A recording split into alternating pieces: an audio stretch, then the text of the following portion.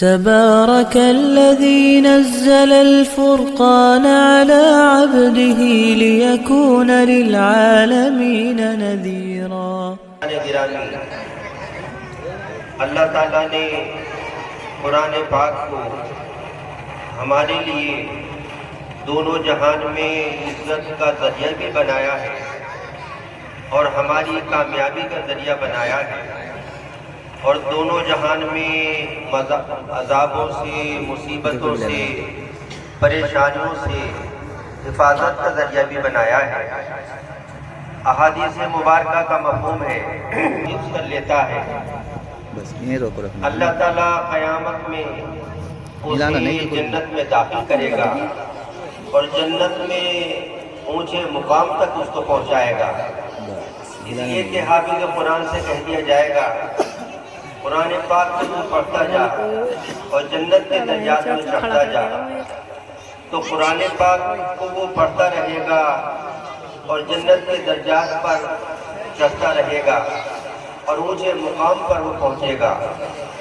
تو اللہ تعالیٰ قرآن پاک کی برکت سے حافظ قرآن کو قیامت میں عزت دے گا اور بہت اونچی عزت دے گا، اور اس کے طفیل میں اللہ تعالیٰ اس کے ماں باپ کو بھی عزت عطا کرے گا اور بہت اونچی عزت عطا کرے گا۔ یہ سب کے سامنے کہ جب وہاں سب کا مجمع ہوگا، تمام فرشتے موجود ہوں گے، تمام نبی اور رسول موجود ہوں گے، اور تمام انسان اور جنات وہاں موجود ہوں گے، اللہ سب کی موجودگی میں حافظ قرآن کے ماں باپ کو بلا کر اور ان کے سروں کے اوپر نورانی تاج رکھے گا، اور تاج رکھ کے ان کی بڑی عزت کرے گا، اور وہ عزت ان کی ہمیشہ کے لیے ہوگی۔ اور اسی پر بس نہیں، اللہ تعالیٰ حافظ قرآن کے خاندان کے 10 افراد کو جن کے لیے جہنم واجب ہو گئی تھی، اللہ تعالیٰ جہنم سے بچا کر جنت میں داخل کرے گا، اور یہ سب حافظ کے اکرام اور اعزاز میں ہوگا اور اس کے طفیل میں ہوگا۔ اور اسی پر بس نہیں، قیامت کا دن وہ ہوگا کہ جس میں اللہ تعالیٰ نیک لوگوں کے طفیل میں بہت سو کی بخشش کرے گا، اور کسی کے طفیل میں کسی کو اللہ عزت دے گا، اکرام کرے گا۔ اللہ کا یہ معاملہ دنیا میں بھی ہوتا ہے، آخرت میں بھی ہوگا۔ ایک بزرگ گزرے ہیں حضرت علی بن موفق رحمۃ اللہ علیہ، ان کے بارے میں آتا ہے انہوں نے حج کیا، اور حج جب انہوں نے کیا تو وہ عرفات کے میدان میں تھے۔ عرفات کے میدان میں چونکہ حاجیوں کی دعائیں بہت قبول ہوتی ہیں، اس لیے عصر کی نماز پڑھ کے حاجی حضرات دعاؤں میں مصروف ہو جاتے ہیں، اور سورج کے چھپنے تک دعا میں مصروف رہتے ہیں، اور وہاں دعائیں قبول بہت ہوتی ہیں۔ تو حضرت علی بن موفق رحمۃ اللہ فرماتے ہیں کہ حاجی حضرات دعائیں کر رہے تھے، مجھے اس دوران تھوڑی سی نیند آئی، تو میں نے خام میں 2 فرشتوں کو دیکھا کہ فرشتے آسمان سے زمین پر آئے اور آپس میں انہوں نے گفتگو شروع کر دی۔ ایک فرشتے نے دوسرے فرشتے سے پوچھا اس سال کتنے حاجیوں نے حج کیا؟ تو اس فرشتے نے بتایا کہ اس سال 6 لاکھ نے کیا۔ یہ بہت پہلے کا زمانہ ہے، ہمارے زمانے میں تو تقریباً 40 لاکھ 45 لاکھ 50 لاکھ اتنے حضرات حج کر لیتے ہیں۔ تو اس زمانے میں اتنے حضرات حج کرتے تھے، 6 لاکھ حاجیوں نے حج کیا، فرشتے نے کہا۔ پھر اس پوچھنے والے فرشتے نے یہ معلوم کیا کہ یہ بتاؤ کہ اللہ نے قبول کتنے حاجیوں کا حج کیا؟ فرشتے نے کہا قبول تو بس 6 کا ہوا۔ حضرت علی ابن موفق فرماتے ہیں کہ فرشتے کی اس بات کو سن کر، اس جواب کو سن کر مجھے صدمہ بہت ہوا، غم بہت ہوا کہ 6 لاکھ نے حج کیا، قبول بس 6 کا ہوا۔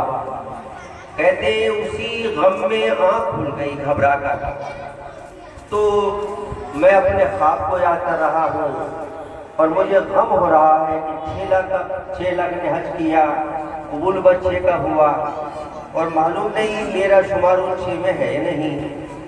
کہتے ہیں کہ عرفات کا پورا وقت میرا رنج و غم میں گزرا، اسی رنج و غم کی حالت میں مزدلفہ پہنچا۔ تو وہاں پر جب میں پہنچا، وہاں کی تھوڑی دیر کے لیے مجھے غروب بھی ہوئی، تو پھر مجھے وہی خواب شروع ہو جاتا ہے۔ وہی 2 فرشتے آسمان سے اترتے ہیں اور آپس میں گفتگو کرتے ہیں کہ اس سال کتنوں نے حج کیا؟ فرشتے نے جواب دیا 6 لاکھ نے کیا۔ اب اس نے پوچھا قبول کتنوں کا ہوا؟ تو فرشتے نے جواب دیا قبول تو بس 6 کا ہوا۔ اب وہ فرشتہ اس فرشتے سے یوں کہتا ہے یہ بتاؤ کہ کریم رب نے پھر معاملہ کیا کیا؟ تو اس نے جواب دیا کہ رب کریم نے پھر کرم کا معاملہ کیا اور 6 کے طفیل میں 6 لاکھ کا قبول کر دیا۔ تو حضرت شیخ سعدی رحمۃ اللہ فرماتے ہیں شنیدم کے در روز امید و بیم، شنیدم کے در روز امید و بیم، بدانا پانے کا ببخشت کریم۔ میں نے سنا ہے اس امید اور خوف کے دن میں، قیامت کے دن میں نیکوں کے طفیل میں کریم بہت سو کو بخشے گا، ان کے ساتھ کرم کا معاملہ کرے گا۔ تو حافظ قرآن کے طفیل میں اللہ تعالیٰ بہت سو کی بخششیں کرے گا۔ اور احادیث مبارکہ میں ماں باپ کا تذکرہ آیا اور خاندانیوں کا تذکرہ آیا کہ اللہ تعالیٰ ان کو بھی اس حافظ طفیل کی قرآن کی وجہ سے ان کی طفیل میں بخشے گا اور ان کا اکرام کرے گا۔ لیکن اس کی وجہ سے اللہ اور کتنوں کو عزت دے اس کا پتہ وہیں چلے گا۔ اس حافظ قرآن کی وجہ سے جب ماں باپ کی بخشش ہو رہی ہے، خاندانیوں کی بخشش ہو رہی ہے، تو مدرسے کے وہ اراکین جنہوں نے اس حافظ قرآن کے لیے حفظ کے لیے سہولتیں پیدا کی، اللہ اس کو کیسے محروم فرمائے گا۔ اور مدرسے کے جو تعاون کرنے والے حضرات ہیں وہ کیسے محروم رہ جائیں گے۔ طلبہ سے، مدرسین سے محبت کرنے والے جو حضرات ہیں بستی کے، وہ کیسے محروم رہ جائیں گے۔ اللہ تعالیٰ ضرور انعام عطا فرمائے گا، ان کے احسان کا ضرور بدلہ عطا کرے گا۔ تو قرآن پاک اللہ تعالیٰ کی بہت بڑی نعمت ہے جو اللہ نے ہم کو عطا کی، ہمارے لیے دونوں جہان میں یہ انعام کا ذریعہ بھی ہے، نعمتوں کا ذریعہ بھی ہے، اللہ کی رحمتوں کا ذریعہ بھی ہے، اور بہت سی مصیبتوں سے، پریشانیوں سے نجات کا ذریعہ بھی ہے۔ آخرت میں تو عذاب سے نجات کا ذریعہ بنے گا ہی، لیکن دنیا میں بھی قرآن پاک ہمارے لیے بہت سی مصیبتوں سے نجات کا ذریعہ بنتا ہے۔ امروہہ میں ہمارے کبھی قریب کے بزرگ گزرے ہیں، ڈاکٹر زاہد خان صاحب حضرت مولانا حسین مدنی رحمۃ اللہ کے مرید تھے اور بہت نیک شخص تھے۔ ابھی تقریباً 12 سال ان کو انتقال کیے ہوئے۔ ہمارا بھی ان کے پاس جانا ہوتا تھا۔ ہمارے حضرت شاہ صاحب سے وہ بہت تعلق رکھتے تھے اور اسی وجہ سے ہم سے بھی محبت کرتے تھے اور اکثر ہمیں بلاتے رہتے تھے۔ تو ڈاکٹر صاحب اپنے بارے میں ذکر کیا کرتے تھے۔ ڈاکٹر صاحب کے والد صاحب تھے، انہوں نے تقریباً 100 سال پہلے بمبئی میں ایک ہوٹل قائم کیا تھا، ہوٹل بنایا تھا، اس کا نام تاج ہوٹل تھا۔ اس زمانے میں بمبئی کے مشہور ہوٹلوں میں اس کا شمار ہوتا تھا۔ ڈاکٹر صاحب بتاتے تھے کہ میرے والد صاحب نے مجھے بھی وہاں پر بلایا اور مجھے غلے پہ بٹھا دیا کہ میں روپے لیتا رہا کروں۔ ڈاکٹر صاحب کہتے ہیں مجھے بچپن سے درود شریف پڑھنے کا بہت شوق تھا، تو میں درود شریف کثرت سے پڑھتا تھا۔ اور ڈاکٹر صاحب کہتے ہیں کہ امروہہ میں ہمارے ایک بزرگ تھے حضرت مولانا سراج احمد خان صاحب، حضرت تھانوی کے خلیفہ تھے، ہمارے استادوں میں بھی ہیں. تو کہتے ہیں کہ میں جب چلتا تھا تو کبھی مجھے ایسا محسوس ہوتا تھا کہ جیسے میں زمین پہ نہیں چل رہا، فضا میں چل رہا ہوں. تو مولانا صاحب سے معلوم کیا کہ حضرت یہ کیا بات ہے، میں چلتا ہوں تو میرے پاؤں زمین پہ لگتے ہوئے نظر نہیں آتے، ایسا لگتا ہے جیسے میں فضا میں چل رہا ہوں. تو انہوں نے فرمایا کہ بیٹا تم درود شریف بہت زیادہ پڑھتے ہو کیا؟ ہاں حضرت میں درود شریف بہت پڑھتا ہوں. فرمایا لگے اسے کچھ کم کر دیجیے. تو جب اس کی کمی کی تو وہ کیفیت بھی ختم ہو گئی. تو درود شریف پڑھنے کا بچپن سے انہیں بہت شوق تھا، تو وہ غلے پہ بیٹھے ہوئے بھی درود شریف پڑھتے رہتے تھے. تو ان کے قریب میں بمبئی میں ایک حکیم صاحب تھے، حکیم عظیم اللہ صاحب، جودھ پور کے رہنے والے تھے. وہ وہاں پر مطلب کرتے تھے، بہت نیک شخص تھے اور حضرت مدنی رحمۃ اللہ کے مرید تھے اور بہت بڑے ذاکر شاغل تھے. اس کے ساتھ میں عامل بھی تھے، بہت عمل اٹھائے ہوئے تھے. تو ڈاکٹر صاحب کو وہ دیکھتے کہ بچہ کچھ پڑھتا ہے تو انہیں محبت ہوتی اور انہوں نے کہا بیٹا تم ہمارے یہاں مطلب میں آیا کرو. ویسے وہ لوگوں سے زیادہ تعلق نہیں رکھتے تھے، بس اپنے تلاوت میں ذکر میں لگے رہتے تھے. ڈاکٹر صاحب کا جب ان سے تعلق ہو گیا تو ڈاکٹر صاحب کو بہت سی باتیں سناتے تھے. ایک بات انہوں نے یہ سنائی کہ میں نے اللہ سے یہ دعا کی ہے کہ اللہ مہینے میں مجھے 1000 روپے دے دیا کیجیے، 500 روپے میرے گھر والوں کے خرچ کے لیے اور 500 میرے خرچ کے لیے. اللہ نے میری دعا قبول کی اور پورے مہینے میں 1000 روپے کی مطلب میں میری آمد ہو جاتی ہے. چاہے پورے مہینے میں ایک مریض آ جائے 1000 روپے وہ دے جاتا، یا 2 مریض آ گئے وہ 500 دے گئے، 4 مریض آ گئے 250 روپے دے گئے. بس اتنا وہ کرتے اور باقی سارا وقت ان کا ذکر میں لگتا، تلاوت میں لگتا. اور بہت ذاکر شاغل اور تلاوت کرنے والے حکیم صاحب تھے. تو انہوں نے کہا ڈاکٹر صاحب سے کہ تم ہمارے یہاں آیا کرو. تو یہ وہاں جانے لگے. تو ڈاکٹر صاحب کو انہوں نے بہت سی باتیں اپنی سنائی. کہا کہ ایک مرتبہ میں ایک پہاڑ کے پاس میں عملیات کر رہا تھا، ایک مر اٹھا رہا تھا. تو اوپر سے پہاڑ کی چوٹی سے ایک جوگی اڑتا ہوا آیا اور مجھے دیکھ کر میرے پاس آ گیا اور کہنے لگا کہ میاں جی ہمیں فلاں چیز کھلاؤ. تو میں نے کہا ہمارے مطلب میں آ جائیے ہم کھلا دیں گے. تو وہ آیا تو کھلا دیا. تو وہ بہت خوش ہوا اور اس نے پتھر کا ایک گلہ نکالا اور گلہ نکال کر مجھ سے کہا لو یہ لے لو.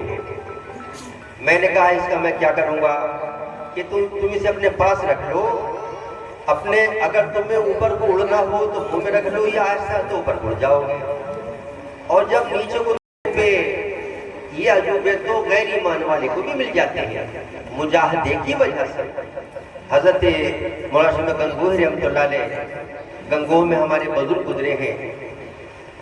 ان کے بارے میں آتا ہے حضرت ایک مرتبہ بے ہوش ہوئے تو ان کے زمانے میں ایک جوگی تھے. جوگی انہیں یہ صفت حاصل ہوئی تھی کہ کیسا ہی کوئی بے ہوش ہو اس پر وہ کچھ پڑھتے تھے ہوش میں آ جاتا تھا. حضرت گنگوہ رحمۃ اللہ بے ہوش ہوئے تو متعلق نے ارادہ کیا کہ اس جوگی کو بلا لیں تاکہ وہ پڑھے ہوش میں آ جائے. تو جب حضرت ہوش میں آ گئے آپ کو محسوس ہوا کہ اس کو بلانا چاہتے تھے تو حضرت نے فرمایا کہ بھائی اسے مجھے بلانا مت، میں کسی کا احسان لینا نہیں چاہتا میرے پر اور تم میرے ساتھ احسان یہ مت کرانا. پھر بے ہوش ہو گئے. اب متعلق نے سوچا حضرت ناراضی تو ہو جائیں گے، معافی مانگ لیں گے، لیکن بلا دو اس کو. اسے بلایا، وہ آیا، دم کیا ہوا، حضرت ہوش میں آ گئے. آپ نے دیکھا وہ بیٹھا ہے، سمجھ گئے کہ اس نے میرے ساتھ احسان کیا. آپ نے پوچھا بھائی تمہیں یہ صفت کیسے حاصل ہوئی، بے ہوش پر تم کچھ پڑھتے ہو ہوش میں آ جاتا ہے. اس نے کہا حضرت میں نے یہ عہد کیا کہ میں اپنے نفس کے خلاف کروں گا، اپنے جی کے خلاف کروں گا، میرا نفس جو کہے گا اس کے خلاف کروں گا۔ میں نے یہ مجاہدہ کیا، اس کی وجہ سے مجھے یہ چیز حاصل ہو گئی۔ تو مجاہدے کی وجہ سے آدمی کم کھانے لگے، کم بولنے لگے، کم سونے لگے، نفس کے خلاف کرنے لگے۔ تو اگر کوئی بھی یہ مجاہدہ کرے تو اسے عجوبے حاصل ہو جاتے ہیں، لیکن اللہ کی مقبولیت کی دلیل نہیں ہے۔ ایسے عجوبے تو اللہ دجال کو بھی دے گا کہ دجال امتحان کے لیے ہوگا کہ کون اس کی بات مانتا ہے، کون نہیں مانتا، عجوبے اللہ دے گا اسے۔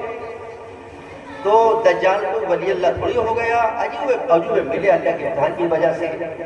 تو کبھی کبھی اللہ تعالیٰ عجوبے دوسروں کو بھی دے دیتا ہے مجاہدوں کی وجہ سے۔ تو اس نے کہا حضرت میں نے یہ مجاہدہ کیا کہ میں اپنے نفس کے خلاف کرتا ہوں، طبیعت کے خلاف کرتا ہوں، میں نے عہد کیا کہ نفس کے خلاف کرنا ہے۔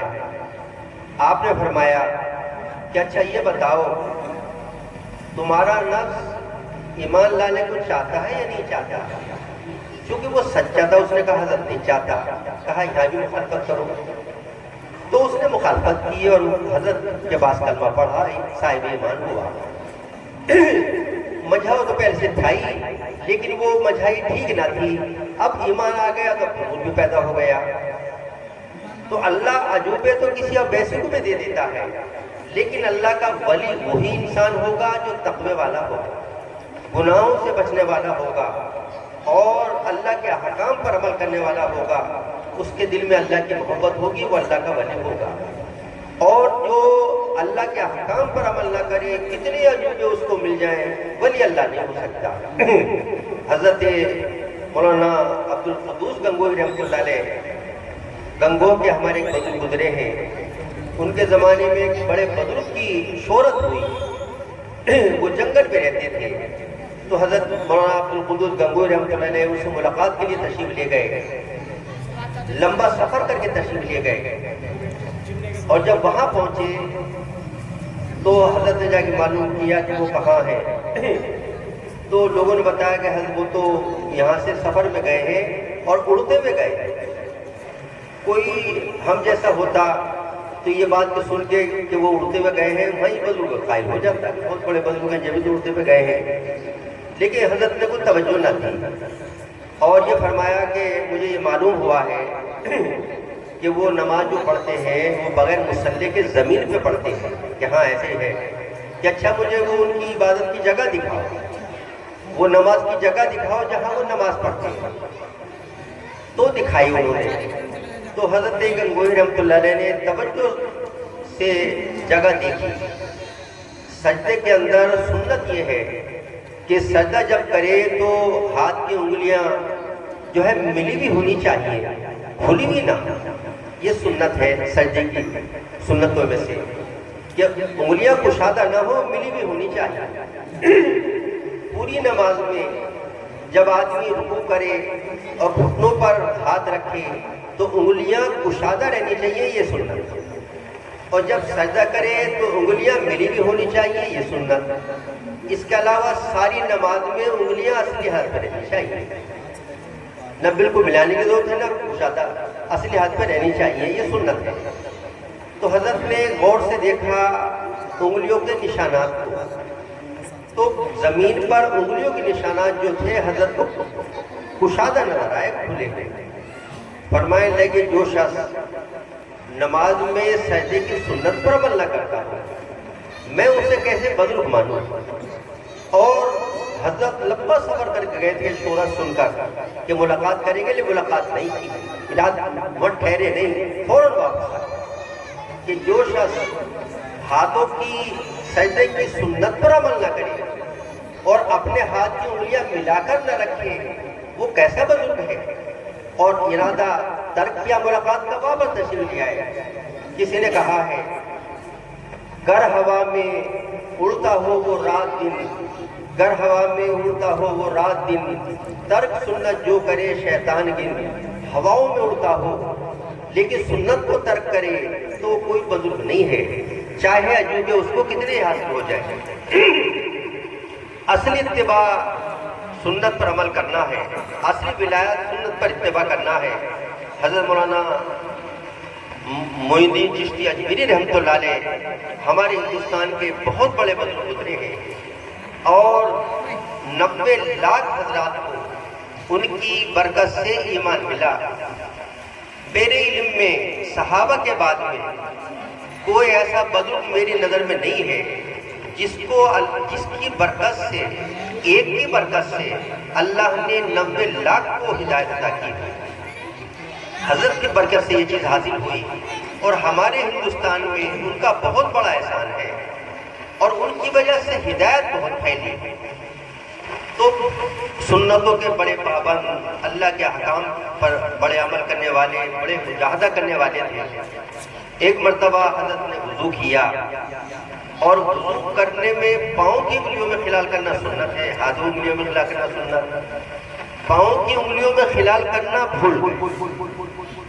اچھا، ہم لوگ ہیں، ہمیں تو دھیان بھی نہیں جاتا کہ انگلیوں میں خلال کرنا سنت ہے، کریں۔ ان سے یہ بھول ہو گئی، تو غیبی آواز آئی، معین الدین تم محمد صلی اللہ علیہ وسلم سے محبت کے دعوے دار ہو اور ان کی سنت کو چھوڑ رہے ہو۔ یہ آواز آئی، فوراً متنبہ ہوئے، توبہ استغفار کیا اور عہد کیا کہ اب آئندہ کبھی بھی سنتوں کو نہیں چھوڑو، اس سنت کو بھی نہیں چھوڑو۔ تو اللہ تعالیٰ کے اولیاء میں وہ حضرات شمار ہوتے ہیں کہ جو حضرت کی سنتوں پر عمل کریں، گناہوں سے بچے، ان کے اندر تقویٰ پیدا ہو جائے۔ تو میں یاد کر رہا تھا کہ قرآن پاک کی برکت سے اللہ تعالیٰ بہت سی مصیبتیں دور کرتا ہے، بلاؤں سے محفوظ کرتا ہے۔ تو ڈاکٹر زاہد صاحب کا وہ واقعہ میں سنا رہا تھا کہ وہ حکیم صاحب جو تھے، حکیم صاحب کی خدمت میں وہ آنے جانے لگے، تو انہوں نے بہت سے واقعات سنائے۔ ایک یہی کہ اس کا واقعہ سنایا، ایک جو خاص اس وقت میں میرا بیان کرنے کا مقصد ہے، اس بات کو بتانے کے لیے کہ اللہ قرآن پاک کی برکت سے کیسی کیسی مصیبتیں دور کر دیتا ہے، کیسی بلاؤں سے بچاتا ہے۔ ڈاکٹر صاحب نے کہا کہ حکیم صاحب نے ایک خاص واقعہ کو سنایا کہ ایک مرتبہ وہ بمبئی میں بہت بڑا جادوگر آیا، اس کی بڑی شہرت، اور یہ شہرت بھی تھی کہ اس کے بعد جو جس کام کے لیے جائے اس کا کام پورا ہوتا ہے، جس ضرورت کے لیے جائے ضرورت پوری ہو جاتی ہے۔ میں نے وہ عرض کیا کہ کبھی کبھی اللہ تعالیٰ غیر ایمان والے کو بھی عجوبے دے دیتا ہے امتحان کے لیے، کون اس کی بات مانتا ہے کون نہیں مانتا، یہ امتحان اللہ کی طرف سے ہوتا ہے۔ تو اسے بھی یہ صفت حاصل تھی کہ جو اس کے پاس جائے اس کی ضرورت پوری ہو جاتی تھی۔ حکیم صاحب نے سوچا کہ اس سے ملنا چاہیے، وہ کیسا آدمی ہے، تو یہ وہاں پر گئے۔ تو اس نے سوچا کہ یہ بھی کسی ضرورت کے لیے آئے ہوں گے، تو اس کی یہ بری عادت تھی کہ وہ پہلے اللہ کو برا کہلاتا تھا، اللہ کو برا کہو پھر کام کرتا تھا۔ ان سے بھی کہا کہ اللہ کو برا کہو، تو انہوں نے اسے ڈانٹا، اسے سخت سست کہا اور ڈانٹ دیا اچھی طرح سے، اور ڈانٹنے کی اس کو کسی کی ہمت نہ ہوتی تھی، انہوں نے ڈانٹ دیا۔ تو اسے بڑا تعجب ہوا کہ انہیں کیسے ہمت ہوگی مجھے ڈانٹنے کی۔ کہنے لگے اچھا تمہیں رات کو پتہ چل جائے گا۔ یہ سمجھ گئے کہ جادو چھوڑے، بہت بڑا جادوگر تھا۔ حکیم صاحب کا معمول یہ تھا کہ عشاء کی نماز پڑھ کے آتے اپنے مطب میں اور مصلی پہ بیٹھ جاتے، مصلی پہ بیٹھ کر قرآن پاک کی تلاوت شروع کرتے، کبھی اللہ کا ذکر کرتے، کبھی تلاوت کرتے، اور جب نیند آ جاتی مصلی پہ سو جاتے، اور پھر تہجد میں اٹھتے، تہجد کی نماز پڑھتے اور ذکر کرتے رہتے، تلاوت کرتے رہتے، فجر کی نماز پڑھنے مسجد میں چلے جاتے، نماز پڑھ کے آتے پھر ذکر شروع کر دیتے اور اشراق پڑھی اور پھر تلاوت۔ ان کا یہ معمول عمر رہتا تھا، چونکہ مریض تو ان کے یہاں کوئی زیادہ آتے نہیں تھے، مہینے میں 1 آ گیا، 2 آ گئے، 4 آ گئے، ایسے تھے، 1000 کی آمدنی ان کی ہو جاتی تھی۔ تو وہ حسب معمول عشاء کی نماز پڑھ کے اپنے مصلی میں بیٹھ کے تلاوت کر رہے تھے، تو انہیں ایسا محسوس ہوا کہ جیسے ان کے کانوں میں جو ہے پھڑ پھڑاہٹ کی آواز آ رہی ہے، ایسے جیسے کوئی پرندہ پروں کو پھڑ پھڑاتا، اور آواز آتی رہی پھڑ پھڑ کی، کچھ دیر میں بند ہو گئی۔ دوسری رات ہوا، اس میں بھی ایسے ہوا، یہ مصلی بیٹھے ہوئے تلاوت کر رہے تھے اور وہی پھڑ پھڑ کی آواز پھر آنی شروع ہوئی اور پھر بند ہو گئی۔ تیسری رات میں ایسا ہوا کہ یہ مصلی بیٹھے ہوئے تلاوت کر رہے تھے، اس مرتبہ پرندوں کے پروں کی پھڑپھڑاہٹ تو کان میں نہیں آئی، لیکن ایسی آواز آئی کہ جیسے کسی کا گلا گھٹ رہا ہو، جان نکل رہی ہو، کراہ رہا ہو۔ تھوڑی دیر آواز آئی، اس کے بعد بند ہو گئی۔ پھر بہت سے لوگوں نے اچانک آ کے ان کے مذہب کو گھیر لیا اور شور مچانا شروع کیا، تم باہر کو آؤ، تم نے ہمارے گرو کو مار دیا، باہر کو نکلو، تم نے گرو کو مار دیا۔ حکیم صاحب نے کھڑکی میں سے جھانک کر دیکھا تو دیکھا بہت بڑا مجمع ہے، شور مچا رہا ہے۔ آپ نے ان سے کہا بھائی میں تو کسی کو مارا نہیں، کیا بات ہے، ایک آدمی کو میرے پاس بھیجو، میں بات کر لوں، تحقیق کر لوں، معاملہ کیا ہے۔ تو انہوں نے اسی کے گرو کے لڑکے کو بھیج دیا، پوچھا بھائی میں تو کسی کو مارا نہیں، معاملہ کیا ہے بتاؤ۔ تو اس نے بتایا کہ میرے ابا نے 2 رات، میرے ابا تو ان سے ناراض ہو گئے تھے اور 2 رات انہوں نے جادو چھوڑا، وہ جو پھڑ پھڑ کی آواز تھی وہ جادو کر سکتے، لیکن اس جادو کا اثر قرآن پاک کی تلاوت کی برکت سے نہیں ہوا۔ تیسری رات کہتے کہ تیسری رات میرے ابا جی تم سے سخت ناراض تھے تو کالی کا جادو چھوڑا تھا۔ کالی کا جادو یہ ہوتا ہے کہ جادوگر جو ہے جن کو وہ کالی کے بھیس میں بھیجتا ہے اور جس کے پاس بھیجتا ہے وہ جا کے اس کا گلا گھونٹتا ہے اور اس کو ہلاک کر دیتا ہے۔ جادو میں جو ہے جنات سے اور شیاطین سے مدد لی جاتی ہے۔ اسی وجہ سے اگر کوئی جادو کا کرتب کر رہا ہو اور وہاں آپ قرآن پاک پڑھنا شروع کر دیں تو اس کے اثرات ظاہر نہیں ہوں گے، کیونکہ شیاطین نہیں ٹھہرتے۔ جب وہ شیاطین نہ ٹھہریں گے تو جادو کا کرتب چلے گا کیسے؟ تو اس نے جادو چھوڑا اور جن کو بھیجا کالی کے روپ میں تاکہ وہ ان کے جا کے گلا گھونٹے، لیکن قرآن پاک کی برکت سے ہوا یہ کہ وہ واپس گیا اور اسی جادوگر کا گلا گھونٹ دیا۔ وہ جو کراہنے کی آواز آ رہی تھی جاننے کی وہ اسی جادوگر کی تھی۔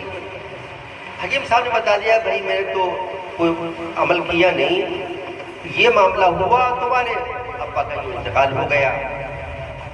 تو یہ واقعہ سنا کر میں اس بات کو بتانا چاہتا تھا کہ قرآن پاک کی بہت برکتیں ہیں۔ قرآن پاک کی برکت سے بلائیں دفع ہوتی ہیں اور مصیبتیں دور ہوتی ہیں، حوادثات سے انسان محفوظ ہوتا ہے۔ جن بستیوں میں یہ مدارس اسلامیہ ہیں، مکاتب دینیہ ہیں، جن میں بچے قرآن پاک پڑھتے رہتے ہیں، رات و دن قرآن پاک کی تلاوت کرتے ہیں بچے، تو ان بستیوں سے اور جن محلوں میں یہ مدارس ہیں ان محلے والے بہت سی بلاؤں سے تو ویسے ہی محفوظ ہو جاتے ہیں، اور کتنی بلائیں دفع ہوتی رہتی ہیں، کتنی بیماریاں دفع ہوتی رہتی ہیں قرآن پاک کی تلاوت کی برکت سے اور ان بچوں کے قرآن پاک کے پڑھنے کی برکت سے۔ اور وہ حضرات بڑے سعادت مند ہیں کہ جن کی بستیوں میں اور محلوں میں یہ مدارس اسلامیہ قائم ہیں۔ آپ کا یہ مدرسہ ماشاءاللہ یہاں پر قائم ہوا اور اس میں ماشاءاللہ طلبہ قرآن پاک حفظ کر رہے ہیں۔ 3 طلبہ کا قرآن پاک قریب پورا ہونے والا ہے، وہ حافظ ہونے والے ہیں، ان کی دستار بندی بھی ہوگی، تو آپ کے لیے بڑی سعادت کی چیز ہے۔ آخرت کے اعتبار سے تو آپ کے لیے ذخیرہ اکٹھا ہو ہی رہا ہے نیکیوں کا، دنیا کے اعتبار سے بھی آپ بہت سی بلاؤں سے محفوظ رہیں گے، بہت سی مصیبتوں سے محفوظ رہیں گے، بہت سی بیماریوں سے محفوظ رہیں گے۔ تو اس پر اللہ کا شکر کرنا چاہیے، اور ماشاءاللہ آپ حضرات سب اس مدرسے کی طرف متوجہ ہیں، اور بڑی خوشی کی بات ہے کہ سب حضرات خوشی کے ساتھ ہیں۔ یہ کام کا وقت ہے لیکن مدرسے کی محبت میں آپ سب یہاں جمع ہیں، تو یہ آپ کی قدر دانی کی بات ہے، اور جب دین کی قدر آپ کریں گے تو اللہ دنیا کی نعمتوں سے بھی محروم نہیں کرے گا۔ دینی نعمتیں تو ملیں گی، دنیا کی نعمتیں تو حاصل ہوں گی اور ان میں برکتیں ہوں گی۔ تو مدرسے کی پوری قدر آپ کریں، اس کا تعاون کریں، محبت کے ساتھ اس کو چلائیں، نیک مشوروں کے ساتھ چلائیں۔ تو اس کا فائدہ انشاءاللہ بہت پہنچے گا. یہ 3 بچے اب حافظ ہونے والے ہیں، انشاءاللہ اس کے بعد اور بچے حافظ ہوں گے، اور آپ کے لیے نیکیوں کے ذخیرے کا سلسلہ شروع ہو جائے گا، اور پھر آپ کی بستی میں برکتیں بھی ہوں گی، اللہ کی رحمتیں نازل ہوں گی. یہ ایک آیت الکرسی ہے، اس کو ہم ہر فرض نماز کے بعد ہم میں سے ہر ایک پڑھ لیا کریں. جن کی یاد ہے وہ تو پڑھے ہی، جن کی یاد نہیں ہے وہ ایک آیت ہے یاد کر لے. حدیث پاک کے اندر آتا ہے جو شخص فرض نماز کے بعد میں ایک مرتبہ آیت الکرسی پڑھے، حدیث پاک میں آتا ہے وہ جنت کے اندر جائے، اور جنت میں جانے کے لیے موت کے علاوہ کوئی چیز رکاوٹ نہیں ڈالتی. ایک مرتبہ آیت الکرسی پڑھنے کی یہ برکت، یہ ثواب. تو ایک ہی آیت پڑھنے میں کیا دیر لگے گی؟ فرض نماز پڑھی، جن نمازوں کے بعد دعا ہے جیسے ظہر کی نماز اور مغرب کی نماز، عشاء کی، اس میں دعا مانگ کے آیت الکرسی پڑھ لیجیے سنت سے پہلے. اور جن نمازوں کے بعد تسبیحات ہیں جیسے عصر اور فجر، اس میں سلام پھیر کے فوراً آیت الکرسی پڑھ لیجیے، اس کے بعد تسبیحات پڑھ لیجیے. تو حدیث پاک کے اندر آتا ہے جو فرض نماز کے بعد آیت الکرسی پڑھے گا وہ جنت میں جائے گا، اور جنت میں جانے کے لیے موت کے علاوہ کوئی چیز رکاوٹ نہیں ہے. ایک فضیلت. دوسرے حدیث پاک میں آتا ہے جو فرض نماز کے بعد آیت الکرسی پڑھے گا تو اللہ تعالیٰ اسے اس نماز سے لے کے دوسری نماز تک اسے اپنی حفاظت میں لے لے گا. اور 5 نمازوں میں آیت الکرسی پڑھیں گے تو 24 گھنٹے اللہ کی حفاظت میں آ جائیں گے. تو اللہ کی جب حفاظت میں آ جائے تو مصیبتوں سے ہم خود محفوظ ہو جائیں گے. تو ایک آیت ہے قرآن پاک کی، ایک آیت ہے اور اس کی یہ فضیلت. اور حدیث پاک کے اندر آتا ہے جو رات میں قرآن، جس گھر میں رات میں آیت الکرسی پڑھی جاتی ہے تو اللہ تعالیٰ پوری رات گھر کی بھی حفاظت کرتا ہے، گھر والوں کی بھی حفاظت کرتا ہے. تو ہمیں بھی آیت الکرسی سوچ پر ایک دفعہ لفظ پڑھ لیں، ایک دفعہ آیت الکرسی پڑھ لیں، اور یہ 3 قل هو اللہ، قل اعوذ برب الناس 3 مرتبہ پڑھ کے دم کر لیا کریں. ہلکا پھلکا عمل ہے، فائدہ بہت ہے، ثواب بھی ہے اور مصیبتوں سے حفاظت کا ذریعہ بھی ہے. اپنے بیوی بچوں کو بھی یہ باتیں بتا دیں تاکہ وہ بھی پڑھ لیا کریں. تو قرآن پاک کی بہت برکتیں ہیں، ثواب بھی ملتا ہر ہفتے پڑھنے پر، ہر ہفتے پڑھنے پر 10 نیکیاں کم سے کم ملتی ہیں. اور اللہ تعالیٰ بہت سی بلاؤں سے بچاتا ہے، مصیبتوں سے بچاتا ہے. گھر میں برکتیں ہوتی ہیں اگر قرآن پاک کی تلاوت گھر میں ہو. تو قرآن پاک اللہ کی بہت بڑی نعمت ہے، بہت بڑی دولت ہے. اس کی ہمیں قدر کرنی چاہیے. خود بھی قرآن پاک کی تلاوت کریں اور اس کی کوشش کریں کہ ہمارے بچوں میں سے کوئی نہ کوئی بچہ، 1-2 بچے ایسے ہوں جو حافظ بن جائے، اور ایسے بھی ہوں جو حافظ بن کے پھر عالم بھی بنے. اگر ایسا ہوگا تو دونوں جہان میں ہمارے لیے بڑی خیر کا ذریعہ ہوگا. آخرت میں یہ بچے ہمارے لیے نجات کا بھی ذریعہ بنیں گے، جنت میں پہنچانے کا ذریعہ بھی بنیں گے، جنت میں درجات بلند کرانے کا بھی ذریعہ بنیں گے. تو بڑی خوشی کی بات ہے ماشاءاللہ آپ کے یہاں یہ مکتب قائم ہوا. اللہ تعالیٰ اپنے فضل سے، اپنے کرم سے اس مکتب کو خوب ترقی عطا کرائے، اور خوب اس کو ترقی بھی ہو، اور اس دنیا اور آخرت میں اس کا آپ کو خوب فائدہ پہنچے، خوب فیض پہنچے، اور علاقے کو خوب فیض پہنچے. وآخر دعوانا الحمدللہ رب العالمین.